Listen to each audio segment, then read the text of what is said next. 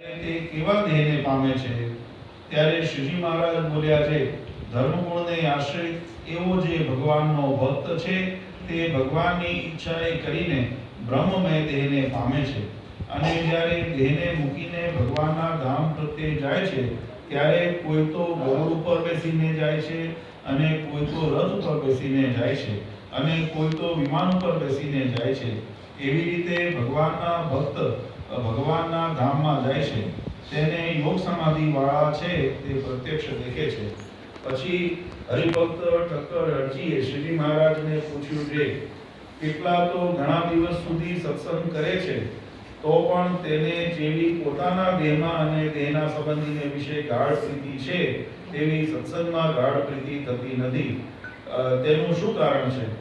પછી શ્રીજી મહારાજ બોલ્યા છે, એને ભગવાનનું મહાત્મ્ય સંપૂર્ણ જાણવામાં આવ્યું નથી.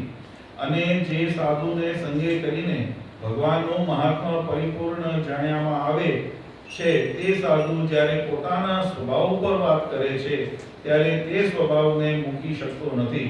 અને તે વાત કરનાર જે સાધુ તેનો અવગુણ લે છે તે પાપે કરીને સત્સંગમાં ગાઢ પ્રીતિ થતી નથી. કાજે અન્ય સ્થળે વિશે જે પાપ કર્મ કર્યા હોય તે સંતને સંગે કરીને જાય છે, અને સંતને વિશે જે પાપ કર્મ કરે છે તે પાપ તો એક સંતના અનુગ્રહ વિના બીજા કોઈ સાધને કરીને ટળતા નથી.